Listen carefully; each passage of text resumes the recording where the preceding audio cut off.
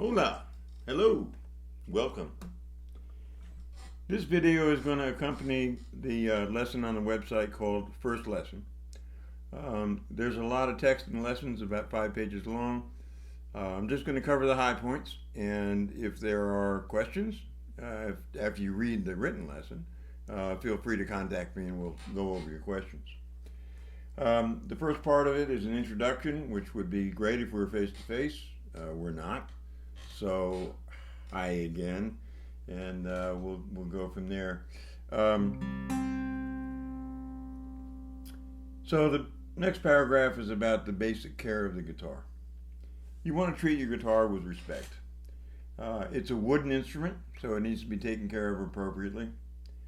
Don't ever allow it to get below freezing, so don't leave it in a car when it's really cold outside, like below 32. That's not a good thing to do. Likewise, it's not going to respond to extreme heat either, so don't be leaving it in your car in the summertime. It won't fare well. If something gets spilled on it, some kind of liquid or something, just wipe it off real quick and you're fine. If you want to, you can polish your guitar all the time, make it look pretty. I polish mine every once in a while. It likes it, I think. I don't know. When I was a kid, I used to use my mom's lemon pledge to polish it. It would smell really nice. Basically, you can use any kind of wood polish you like, as long as it doesn't, hurt it. There are specific guitar polishes out there, and you should polish it with the same kind of cloth, and I'm not well prepared here, but the same kind of cloth that you would wipe off an iPad or something like that. A microfiber cloth, something that won't scratch the finish. That's important. So again, you want to treat it with respect. You probably want to keep it clean. When you're done playing, you should wipe it off with a rag. Again, one of those microfiber rags. Wipe off your strings. The oil from your hands will get on your strings, and the more oil on the strings, the less they last. So if you clean them all the time, they'll last longer. So, the process of playing, we'll go right to that, arguably involves a few things: physical agility, muscle memory, musical memory, talent, intellect, knowledge, passion, and emotion. Now, a teacher, such as myself, can help you with a lot of those things. I can't really help you with the passion and emotion part. That's what you bring to it. But physical agility, there's things we can do with that. Muscle memory, yes, there's exercise for that. Musical memory, yes, exercises for that. Talent, you're on your own. Intellect, you're on your own. And knowledge, hey, lots of that out there. We can find it and share it together. So it's a combination of these factors that lead to being a good musician. Tools of the trade: you should have a tuner right there on my headstock. I've got a tuner. A metronome. I've got one on my phone, one on my iPad, one on my computer. That just keeps time nice and steady. There's a lesson on that on the website, as a matter of fact, a lesson on how to use a metronome. It might be good to have a folder or binder to keep your materials in that you're working on. A music stand, very important, a music stand. A good practice space, one where you won't be interrupted. A comfortable chair, this armless, kind of like this one that I'm sitting in. No arms on that puppy, so nice armless chair. Some way to play music, a stereo, CD player, whatever it is. Guitar polish and soft cloth to clean your guitar off every once in a while. And a capo, or if you're in Australia, a capo. This guy shortens the neck, so you have like that, and then if I put it, say, up on the 7th fret, you have that. It shortens the length of the string, that way the pitch raises. That's the way the guitar works. So, those are some tools that are good for you to have. A short run through on the parts of the guitar that are important. This is the body, right here. These are the strings. Tuning pegs are up here. Frets. These are frets, these little wires. And they exist on what's called a fretboard, or some people call it a fingerboard. The same thing means the same thing. What happens on most all guitars, except for really cheap ones, is, even on cheap ones, I believe.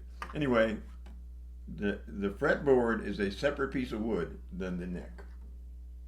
Fretboard is usually a very, very hard wood, and the neck does not need to be that hard. So, and that's why this little trim is there, so that you don't see the joint in between the neck and the fretboard.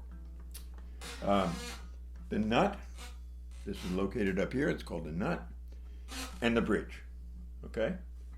Now, when you strike a note on the guitar, such as this, I'll strike the high E string. The string is vibrating in between the nut and the bridge. The sound is getting picked up by the body and coming out through the sound hole. Mine is covered up to cut down on feedback, and this is a very loud guitar, so it helps to keep the volume down. But that's basically how it works. So it vibrates, gets picked up by the body, comes out through the sound hole, and we hear it. Now, again, like I was saying before, if I shorten the string, so I'm going to fret a note, if you can see this. So that's behind the first fret, and the pitch is raised. Goes up. The shorter the string, the higher the note. And what you're doing when you're fretting notes, that's what it's called, fretting notes, is you're in essence shortening the string. So the shorter the string, the higher the sound. The pitches of your strings, I'll go through those. This is low E. The next one is A. The next string is D. The next string is G. The next to last string is B. And the last string is E again. So these two are the same note. They're 2 octaves away from one another, but they're the same note. Not like this. This is not the same note. Hear the difference? Not same, same. So, anyway, those are the pitches of your strings. When I was coming up, way a long time ago, we used to tune our guitars like this. The 5th fret of the E string is A. The 5th fret of the A string is D. The 5th fret of the D string is G. Here's where it changes. The 4th fret of the G string is B. And then back to the 5th fret of B is E. In musical terms, not to get too technical, the relationship between the strings is fourths except for the B string, and I'll show you why. If I was to play an E major scale, re, mi, fa, 1, 2, 3, 4. So A is the 4th note in the key of E. So it's a 4th away. Likewise, D is the 4th note in the key of A. So it's a 4th away. One more time on D. G is a 4th away from D. But now when we play the... Say I only went up 3 notes on the G string to get to my B. So that's called a third. And it's also called a major third, which is outside of the scope of this lesson, but believe me, that's what it's called, a major third. And then we go back to the 4th on the B string. So the E is a 4th away from B. So those are the relationships between the strings.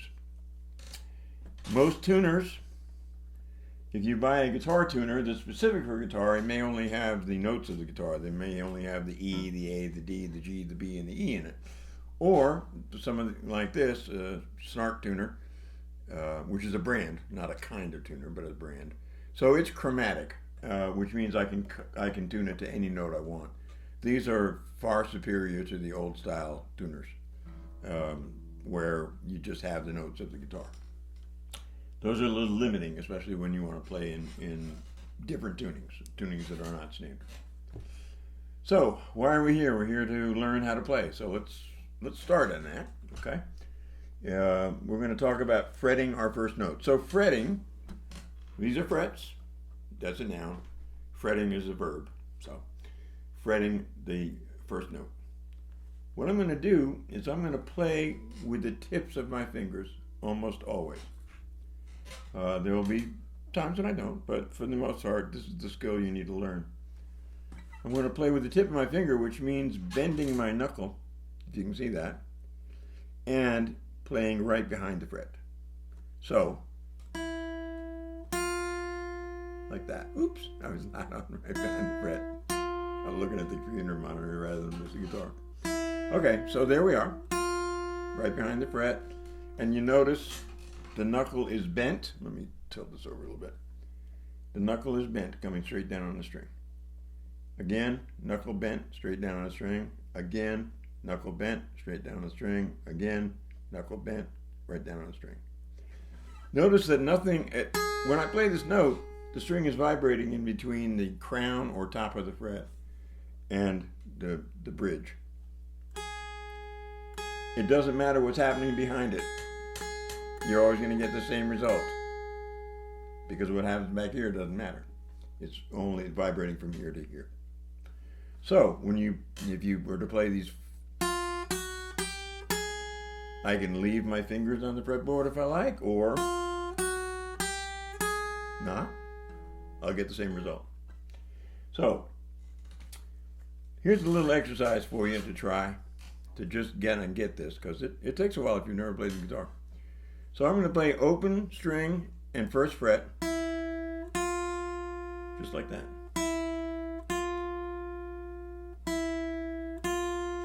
Now once I'm comfortable doing that, I'm going to do that on every string. So like this.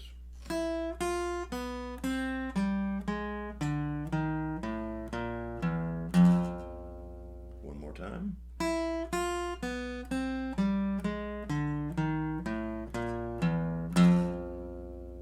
And I can go the other way.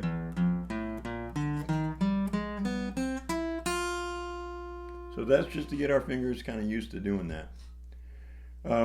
Once you get that figured out, then the next exercise we're going to do in this lesson is just using every finger on every string.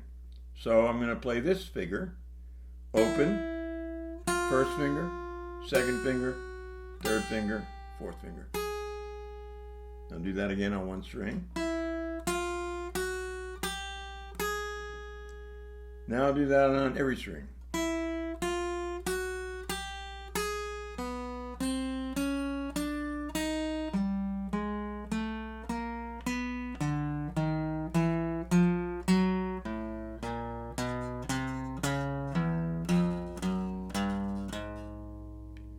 Not very musical, and it's not meant to be.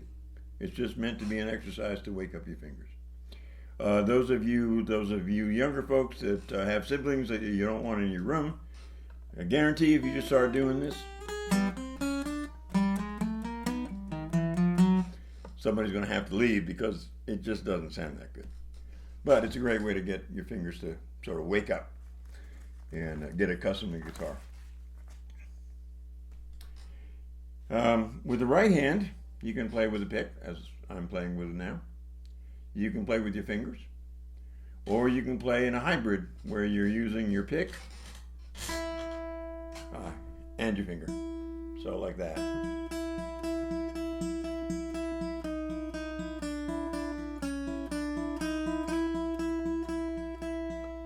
Or just with a flat pick, or with no pick at all. A little finger picking. Or just strumming. That pattern will sound a little bit different with a pick. A little bit brighter maybe. So there's all kinds of ways to do this with your right hand, which we can look at down the road, not in this lesson, but down the road. A very handy thing to know is tablature, otherwise known as tab. There are many sources of tab on the internet. There are thousands and thousands of songs that people have already tabbed and put up there. Tab is particular to fretted instruments, and it tells you what music to play based on fret numbers. So if you know what a song sounds like, you can use fret numbers. If you don't, then you have to understand musical notation if you're going to read music. So I'm from the state of Tennessee. Well, actually, I'm from Brooklyn, but Tennessee native for the last 20 years. And in the lesson, I have this sample on the top. I should have told you that before I told you about Tennessee. Sample on the top tells me to play the open, this I'm referring to in the lesson, open E, second fret of A, second fret of D, and then I have all those in a row. That means to play a chord. But if I don't know what this song sounds like, I don't know if I'm supposed to play all even, or not even, or I just don't know, because I don't know what the song sounds like. But if I'm from Tennessee, I know what this song sounds like. And the tab in the lesson is telling you to play the third fret 4 times, the E string twice, third fret of B, open G. G a couple of times, second fret open, back to B. A little Rocky Top for you. So, because I know that song, I don't need to have the musical notation. When I say musical notation, that is the notation on the top, if you can see that. But what I played for you was the tab on the bottom. They are both providing the same information. The tab is useful when you know what it sounds like. The musical notation is critical when you don't know what something sounds like, because you can read how those notes are either quarter notes or eighth notes, and there are other notes as well. Anyway, so that's a little thing about tab. And the last note before I let you go, this hand is not going to like what you're going to ask it to do. Our hands are not built to play the guitar. Our hands are built to grab things like that. They're not built to do all these nice sort of more intricate moves and shapes and things that we do with our fingers. So a lot goes into this hand. One thing that I like to do when I'm just sitting around doing, maybe watching sports or a movie or something, I don't have to make any noise at all, but I'll hold the guitar like this. So I've got one finger on each fret. I just hold it like that. I can hold it anywhere on the guitar. I want to get my fingers spaced out properly so they're all right behind the fret, like that.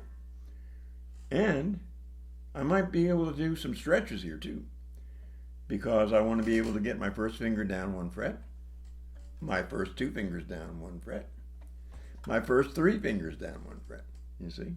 Or go the opposite. I'll take my pinky up 1 fret, I'll take my pinky and my 3rd finger up 1 fret, I'll take 2, 3, and 4 fingers up 1 fret, and then I'll move this up there just to get more comfortable. But those are nice things to be able to just stretch your fingers and get used to holding the guitar and all that kind of thing. So I know I haven't scratched even the surface on this first lesson, but it does follow along with what's called the first lesson on my website. And again, it's just meant to get you acquainted with how to use your fingers on the guitar and get you prepared to start playing your chords,